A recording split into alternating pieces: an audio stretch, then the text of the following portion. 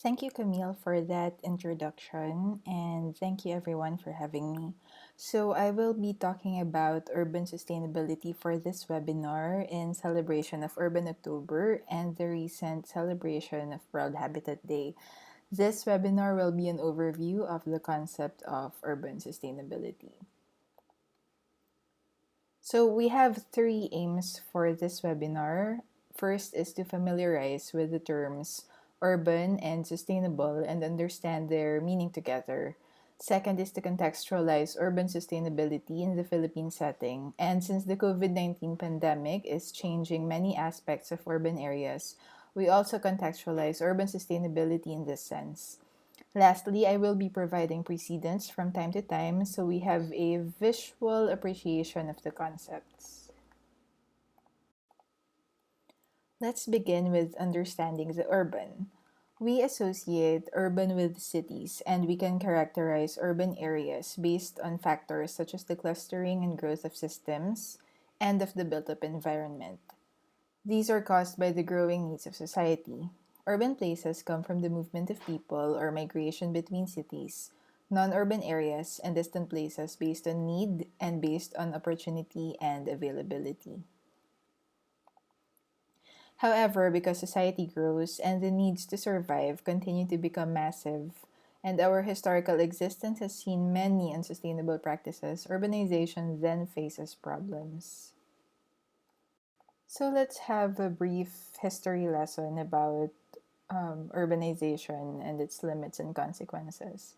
So many people throughout history have approached the phenomenon of human existence and the claim for probable survival through different lenses. Aristotle, in his ancient writings, talked about intergenerational equity and justice, and these concepts became legal and ethical principles which are now used in today's debates and in climate sustainability. Other thinkers rooted arguments from biology and economics or space and movement.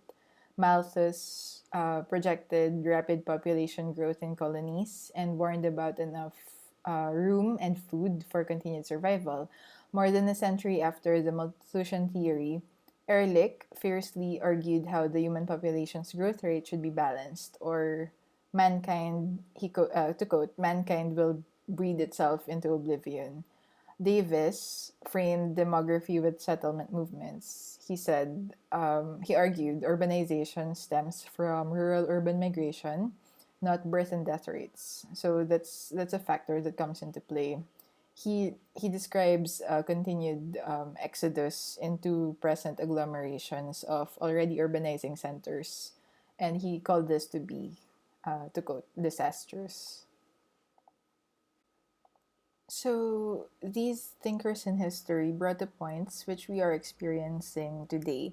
Factors such as people's needs, like jobs, like opportunities for us to create our own businesses, misguided design and planning, as evidenced by sprawl in the photo, dependency in reshaping our cities for motor vehicles, and inequality in general all strain our urban environment, which we have to deal with in our public lives and which we have to deal with every single day that we are in the city. On the large scale, all of these have impacts, and some of them are devastating. The photos we see are not uncommon to our country, but things such as unmanaged carbon consumption and mismanagement of resources such as energy and water do not only result towards environmental degradation. If we were to be really critical, we would look into impacts such as how these images we see on the screen are related to things like class segregation, such as struggle for decent work, which may not be available in places outside the city, and so on. Edward Glaser, who called humanity the urban species, would point out how people's humanity or the social nature is what can make or break the success of cities and the urban. Now let's look into the concept of sustainability. Sustainability is something that's attached to so many money projects or learning courses, or basically it's something really flowery that we affix to practically anything today. So it's easy to brand something to be sustainable, but how we truly achieve sustainability has to take a more critical effort. In the development sector, we still look to how the Brundtland Report defines sustainability. So there's a whole history of conventions and agreements and a long line of debates on this, but that's Googleable. So let's just focus on this definition. It is defined to be, to quote, development that meets the needs of the present without compromising the ability of future generations to meet their own needs. So that's actually well and good, and that's right. But if we had a more critical lens, we would begin to think how this definition is very people centric. It's just focused on humanity, and it does not have the perspective that's environment based. So, a critique would be sustainability, if defined, needs to be more holistic and more grounded. How do we address that? Tanguay et al. In 2009 derived the Venn diagram of dimensions based on the Brundtland report, showing how environment, society, and the economy become the bedrocks of sustainability. This has been regarded as a fundamental basis in policy and literature for sustainable development. It's what Jeffrey Sachs would call a triple bottom line. So there are overlaps among the three dimensions and their development theme. So let's take, for example, water. Water could be environmental in conservation and natural beauty, for example. It would be social in the sense that it is a basic sanitation resource, and it would be economic as it is used in production and industries. Let's take some points on the first pillar and ask, what would social cohesion entail? If we want to have a society that functions well, it has to have well being for our cities to become better. This is because people are what drive and make cities. If you remove them from the equation, you would have empty condominiums, empty malls, empty markets, empty places, or what has been going to be ghost towns. Well being is um, difficult to measure. Like, if we think of indicators, we would say people should have access to health, access to good education and those things. But social cohesion and well being would have to look into deeper conversations as well, such as equity, such as dignity and social justice, and what in urban studies is called the right to the city. Urbanists would say that a city that is socially cohesive is one where children can play freely and safely in the streets. This is something we should reflect upon. If you have a child, or a little sister, or brother, or a child your family cares for, however that goes, would you let them play or bike outside in the street? We're very far from that reality. In the Philippines, we're very far from that reality. A good exercise for this is imagine where you live, and then imagine your street, and then list the factors that pose any danger to a child or maybe even yourself. Um, Even in elitist areas in our country, such as, for example, BGC or Alabang, yayas would be present or at a distance to look after kids. Many of us would feel unsafe to commute at night or mingle with crowds. Even with COVID aside, it would be something we would find unsafe or dangerous. A good set of precedents that address the needs and issues of our urban areas are placemaking efforts, many of which are community led, community based, and community driven. They are collaborative and mindful of directly addressing the needs of the place or what is lacking in an area. Such efforts, which can range from the establishment of community gardens to murals or from installation of water and washing stations to connecting walking trails can give the place a boost, can make it more attractive, can make it work better for social life. Now let's move to the economy. To understand economic sustainability, one has to place value on components of the city. Value is created when something is functional or useful. Creating value while setting goals for sustainability will be dependent on both social and environmental progress. The economy is dependent on energy, which drives economies local or so by having people create value through work, reinforcing how urban metabolism works and keeps cities functioning. Urban metabolism looks into the inputs and outputs, the capacities of people, costs, consumption, the basically everything that comprises the economy. So, what I want to point out here is when we want to achieve economic sustainability in a city, it's not just about the number of investors that we bring into our locality. It's not just about the assistance packages that we give to small businesses. We have to start thinking about what is in the urban area that gives actual value. So, for example, let's take the value of space.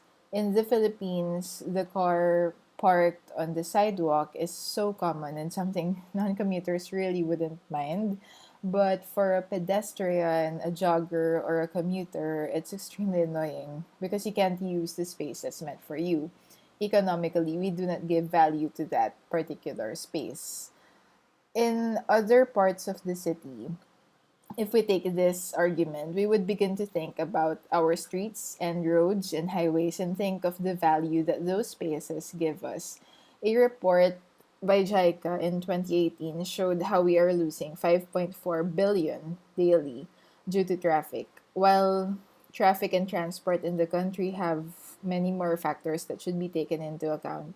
For example, improving mass transit, looking into the different transport modes, and so on.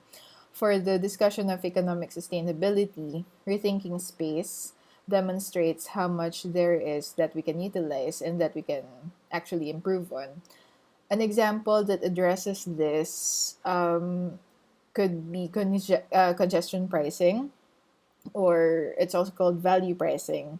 Congestion pricing shifts traffic of high or peak times to different, preferably multimodal, um, modes of transportation. So, what you want to achieve there is have small reductions of vehicular traffic, but even small reductions of vehicular traffic that congests most streets would make a difference in achieving sustainability in the long run.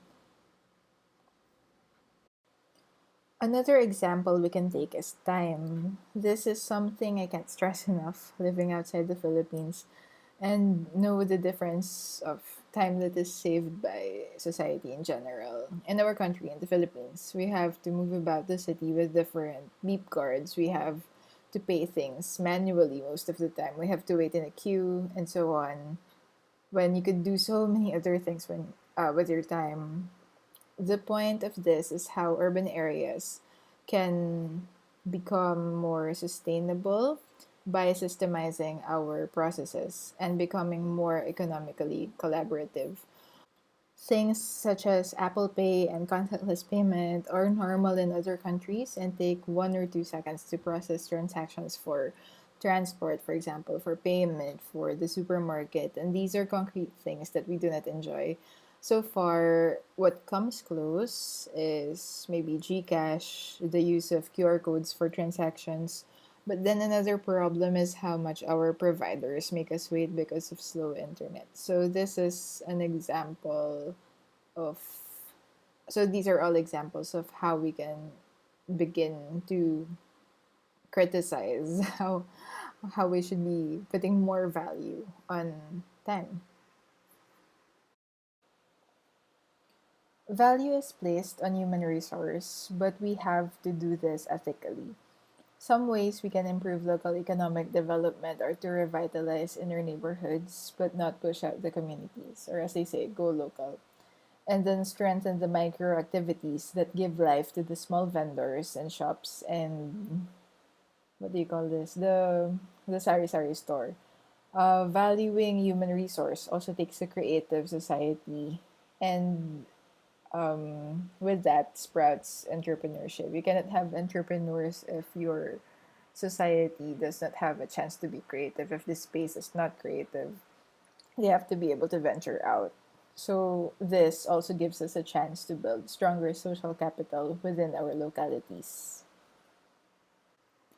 Finally, we tackle environmental sustainability, which I think most people would be familiar with, maybe on a buzzword level or maybe on a deeper level if they have researched this further. I will graze two overarching themes that cover most issues in the city, which are first, space efficiency, and then second is climate change. Spaces have the potential to address how we reduce carbon in cities and to aid climate change mitigation, adaptation efforts. Many urbanists have written about this already through the decades. So, Peter Calthorpe, there's Beatley, and so on, point out how urban forms benefit from compactness because it's easier to create better designs and link transport. This translates to less miles driven, to less emissions, to less congestion, and lower energy use per capita. To demonstrate, living in a building would mean sharing the same energy for an elevator, sharing the same water system, for example, as opposed to having too many individual houses. Again, that's where sprawl becomes wastage. A key action to achieving this is having integration and good design and responsible planning. A strategy that uses integration is bringing together the features and processes of the natural environment with the built up environment, maybe through natural engineering or advancing the technologies that we use. I would also stress greening our cities more. Aside from aesthetics, green spaces have so many functions for society and the environment. Where to begin?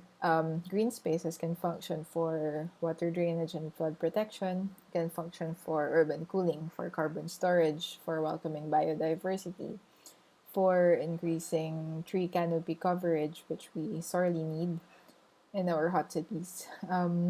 Water body protection, for example, buffers for our rivers and our esteros. And there's so much more that green spaces can do.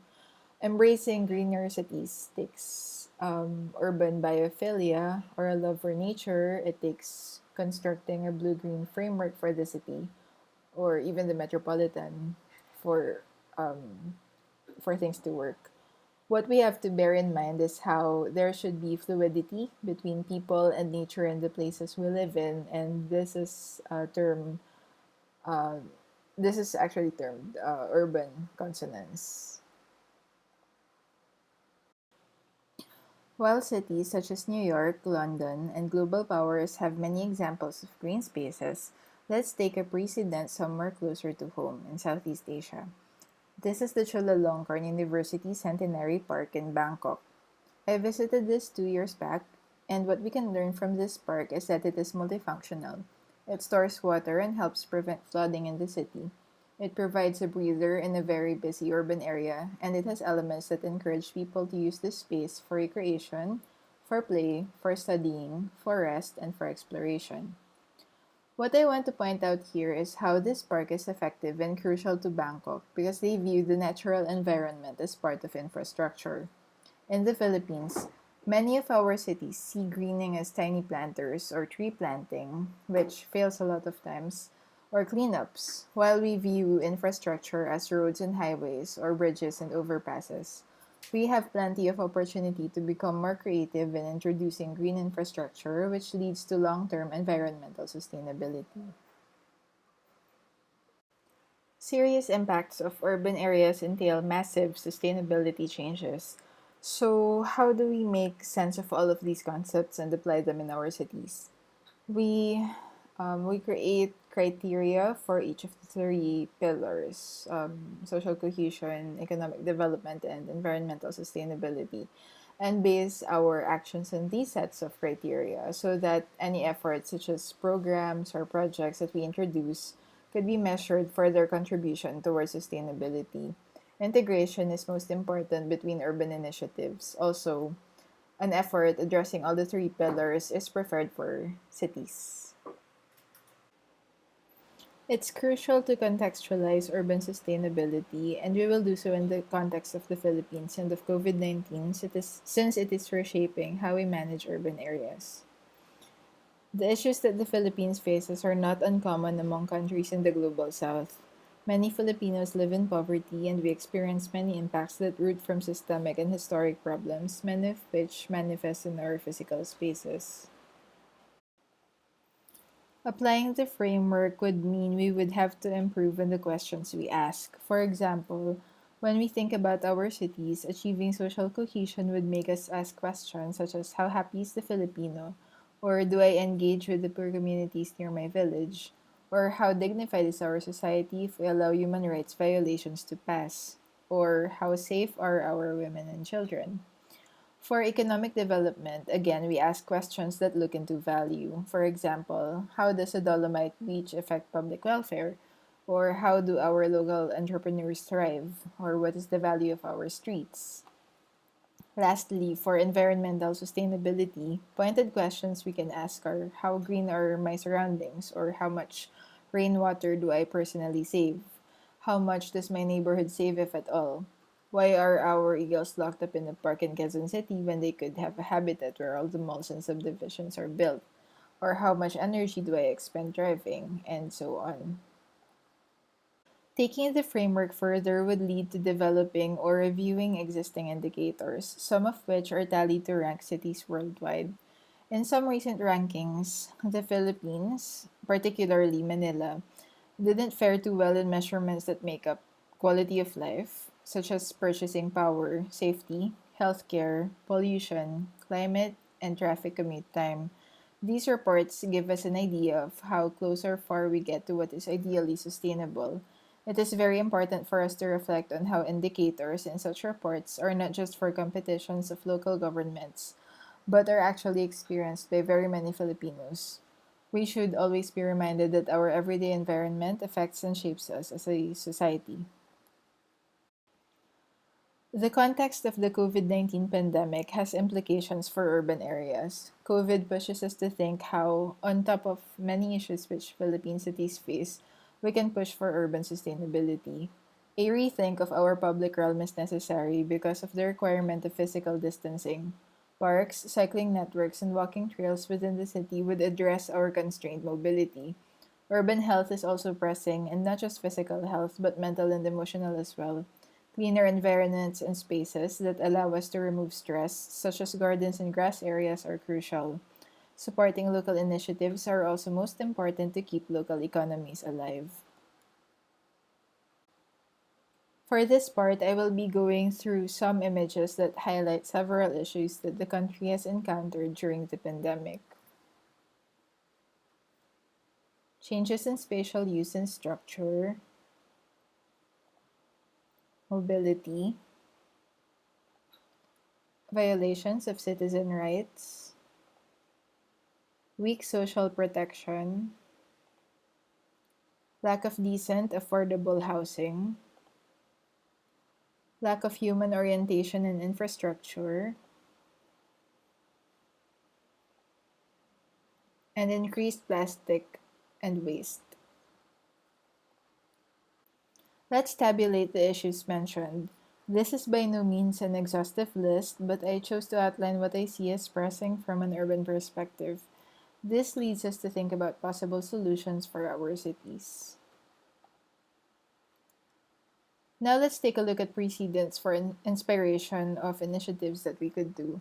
I'm fond of community gardens, which could be classified as medicinal, as food, pollinator gardens, and so on. It addresses the three pillars of sustainability. It provides a place for recreation, for creativity, rest, collaboration, gives a sense of accomplishment. addresses food security within small communities, and it allows for safe distancing and provides open air. The lack of pedestrian walkways is very particular to Philippine streets, and we have an opportunity to create slow streets which prioritize pedestrians and provide safety towards users. This also addresses the space needed for physical distancing. Sharing the road for other users than the motor vehicle is also an internationally recognized response to achieving sustainability, and it has been highlighted in addressing urban mobility during the pandemic. Several initiatives have begun in Metro Manila, but long term sustainability of our cities would entail a network of lanes. Lastly, moving towards sustainability requires our understanding of how places will be better shaped. While smaller projects and programs are helpful, what is more vital during the pandemic is being able to access everything we need to do within 15 minutes of our home. The 15-minute city, which takes from the neighborhood model in urban theory, encourages us to strategically place interventions that anyone can walk or bike to. Ideally, this would include urban facilities such as hospitals, supermarkets, churches, schools, and so on. This helps our places to become more livable, which is much needed in our context. And in the long run, it leads towards urban sustainability. I hope you learned some things about the concept of urban sustainability in this webinar, and thank you again for having me.